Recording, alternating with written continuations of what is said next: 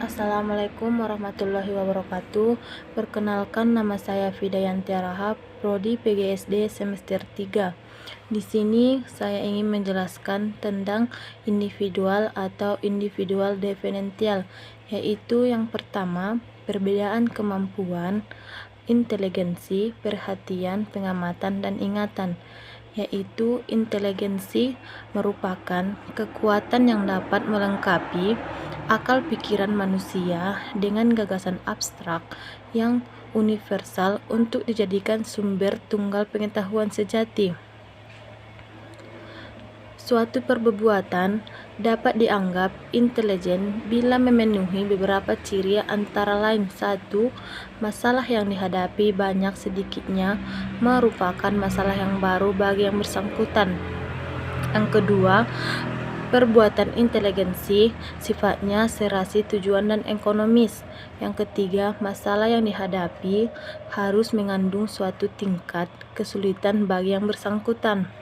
Yang keempat, keterangan pemecahan masalahnya harus dapat diterima oleh masyarakat. Yang kelima, perbuatan intelijen bercirikan kecepatan, cepat tanggap, dan tangkas. Yang keenam, membutuhkan pemusatan perhatian dan menghindarkan perasaan yang mengganggu jalannya pemecahan masalah yang dihargai. Inteligensi dipengaruhi oleh faktor-faktor, yaitu 1. Pengaruh faktor bawaan, 2. Pengaruh faktor lingkungan, 3. Stabilitas inteligensi dan IQ, dan keempat, pengaruh faktor kematangan, yang kelima, pengaruh faktor pembentukan, dan yang keenam, minat dan pembawaannya yang kebahasaan. Dalam kenyataan, sebenarnya sulit untuk menentukan korelasi antara inteligensi seseorang dengan kehidupannya. Memang kecerdasan atau inteligensi seorang memainkan peran yang penting dalam inteligensi. Buku Satuan Faktor yang Menentukan Sukses Tidaknya Kehidupan Seseorang. Banyak lagi faktor yang lain. Keterampilan atau kemampuan. Banyak ahli yang memberikan batasan definisi tentang kemampuan. Kemampuan berasal dari kata mampu yang mempunyai arti dapat atau bisa. Kemampuan juga disebut kompetensi. Donald dalam Serdiman mengemukakan bahwa kemampuan adalah perubahan energi dalam diri seseorang yang ditandai dengan munculnya pikiran dan didahului dengan tanggapan terhadap adanya tujuan. Menurut Hamalik, kemampuan dibagi menjadi dua jenis, yaitu sebagai berikut. 1. Kemampuan intrinsik adalah kemampuan yang tercakup di dalam situasi belajar dan memenuhi kebutuhan dan tujuan berteliti. 2. Kemampuan intrinsik adalah kemampuan hidup dalam diri siswa dan berguna dalam situasi belajar yang fungsional. Mampu adalah cakap menjalankan tugas, mampu dan cekatan. Kata kemampuan sama artinya dengan kecekatan. Mampu atau kecekatan adalah kepandaian melakukan sesuatu pekerjaan dengan cepat dan benar. Seseorang dapat melakukan dengan cepat tetapi salah tidak dapat dikatakan mampu.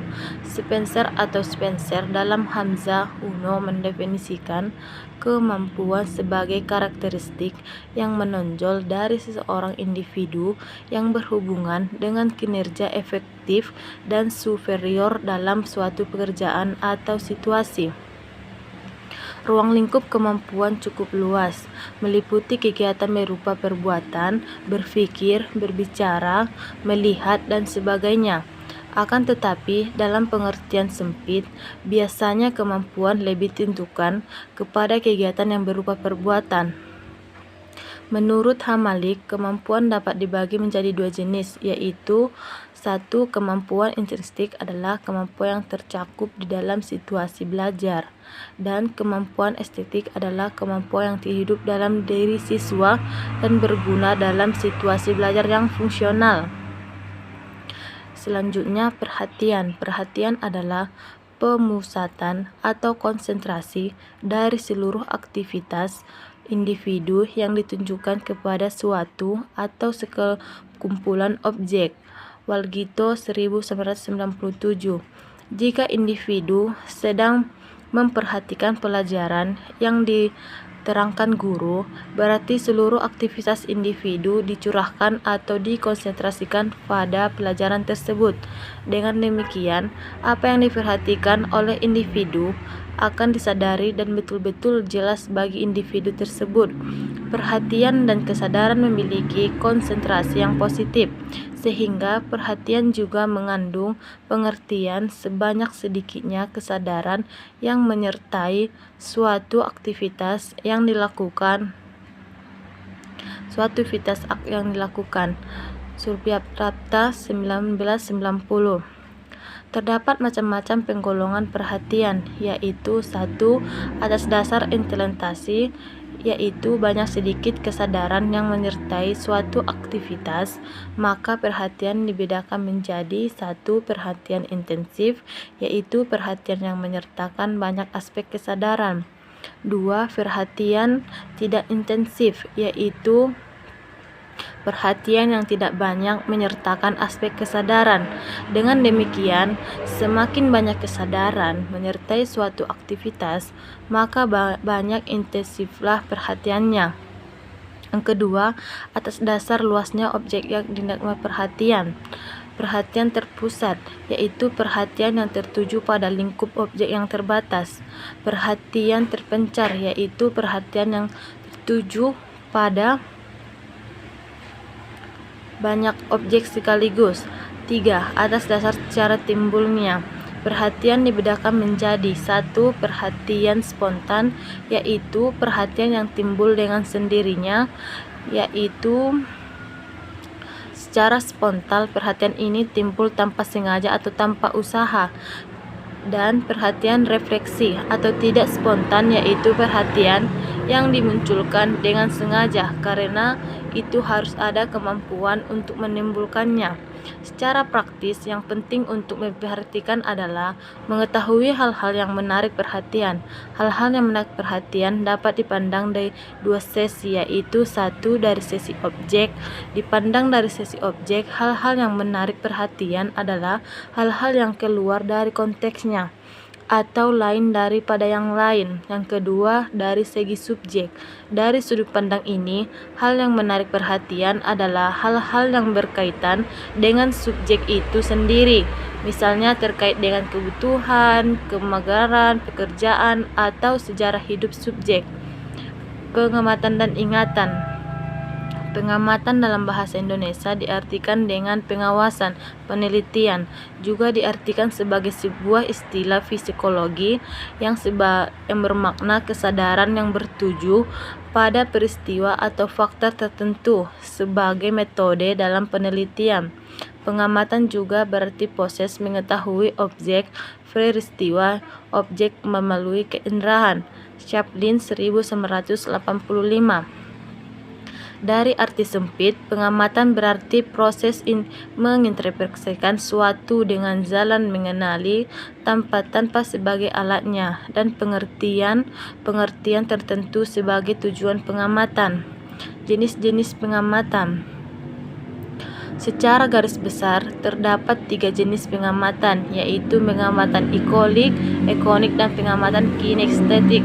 Yang pertama, pengamatan ikonik. Pengamatan ikonik atau pengamatan visual, yaitu pengamatan yang berfokus pada rupa, visual, atau suatu objek. Sehingga indera yang banyak terlibat adalah indera penglihatan, ingatan yang dihasilkan dari pengamatan ini bersifat sementara dan mudah hilang. Yang kedua, pengamatan ikonik, disebut juga pengamatan auditori. Objek yang diamati biasanya berupa ucapan, musik, dan bunyi-bunyian yang lain tidak bermakna kecuali diletakkan dalam suatu konteks. Sama halnya dengan pengamatan ikonik. Hasil dari pengamatan ekoki pun hanya berdapatan dalam jangka waktu tertentu saja. 3. Pengamatan kinestik. Pengamatan ini melibatkan indera rasa, untuk menyimpan kemampuan untuk mengingatkan kembali kejadian, pengalaman, serta aktivitas yang pernah dilakukan dalam hal memori Anda. Beberapa macam itu sesuai dengan alur pemikiran dua tokohnya, yaitu Richard Artnon dan Richard Schiffin. Menurut Richard Artnon dan Richard Schiffin, dalam Martin 1998, memori disimpan di dalam 3 sistem penyimpanan, yaitu memori sensori, memori jarak pendek, dan memori jangka panjang. Namun kali yang akan dibahas adalah mengenai memori jangka pendek. Hal ini juga sering disebut dengan short term memory, yang working memory yang berarti suatu proses penyimpanan memori yang bersifat sementara. Perbedaan bekat dan perbedaan khusus. Bekat umum adalah kemampuan berupa potensi dasar di dalam diri seseorang yang sifatnya umum. Dengan kata lain, bakat umum dimiliki oleh setiap individu dan menjadi suatu yang umrah. Bakat umum merupakan kemampuan atau kompetensi dasar seorang dimiliki sebagai individu. Beberapa contoh bakat umum manusia diantaranya mampu berbicara, mampu berpikir, mampu berjalan atau bergerak, dan mampu menulis dan membaca. Yang kedua, bakat khusus. Bakat khusus merupakan kemampuan atau potensi yang khusus yang hanya dimiliki oleh orang-orang tertentu saja. Beberapa contoh bakat khusus yang ada di dalam diri orang-orang tentu, misalnya 1. Bakat verbal, yaitu kemampuan khusus seseorang dalam verbal yang ditunjukkan dengan konsep atau dalam bentuk kata-kata. Bakat nomorial, yaitu kemampuan khusus seseorang di bidang bentuk angka atau matematika. Selanjutnya, bakat skolastik, yaitu kemampuan khusus seseorang dalam hal-hal yang berhubungan dengan angka dan kata. Bakat abstrak, yaitu kemampuan khusus seseorang dalam membuat pola, rancangan, ukuran, bentuk, atau posisi-posisinya. Bakat mekanik, yaitu kemampuan khusus seseorang dalam bentuk prinsip umum IPA, alat-alat tata kerja, atau lainnya. Bakat real ruang, yaitu kemampuan khusus seseorang dalam hal mengamati atau menceritakan pola 2 dimensi maupun berpikir dalam 3 dimensi. Bakat ketelitian, clarier, yaitu kemampuan khusus seseorang dalam hal tulis-menulis, meramu, dan di bidang laboratorium. Dan selanjutnya, bakat bahasa, yaitu kemampuan khusus seseorang dalam penalaran analisis bahasa. Bakat ini sangat dibutuhkan pada bidang penyiaran, hukum, editing, pramuniaga, jurnalistik, atau profesi lainnya yang sejenis. Perbedaan minat, hasrat, dan kemampuan. Kemampuan ialah usaha untuk memperoleh pengetahuan suatu ilmu berdasarkan keinginan serta niat dari dalam diri seseorang, dibantu dorongan motivasi dari beberapa pihak. B. Hasrat ialah suatu keinginan tertentu yang dapat diundang-undang. Adalah ciri-ciri hasrat adalah sebagai berikut. Hasrat motor, penggerakan perbuatan dan kelakuan manusia. Hasrat selama tidak terpisah dari gejala manusia agar lekas tertindak. Keinginan-keinginan yang seringkali muncul atau tidak timbul disebut kecenderungan. Kecenderungan semua sama dengan kecenderungan dapat melakukan dan kegemaran dalam sesuatu. Minat merupakan dorongan keinginan dalam diri seseorang pada objek tertentu. Misalnya, minat terhadap pelajaran, olahraga, atau hobi. Minat bersifat pribadi atau individual. Artinya setiap orang memiliki minat yang bisa saja berbeda dengan minat orang lain. Minat berkaitan erat dengan motivasi seseorang yang dipelajari dan apa yang dilihat dalam kebutuhan pengamatan dan mode yang sedang tren, bukan bawaan sejak lahir. Artinya, sesuatu yang seharusnya tidak diminati dalam beberapa menjadi sesuatu yang diminati karena yang masukan tertentu atau kawasan baru dan pola pemikiran yang baru. Perbedaan untuk fisik, hampir semua kegiatan manusia dan kehidupan sehari-hari, baik kegiatan fisik atau non-fisik, kondisi fisik seseorang sangat berpengaruh dalam konteks. Cukup sekian yang dapat saya jelaskan. Assalamualaikum warahmatullahi wabarakatuh.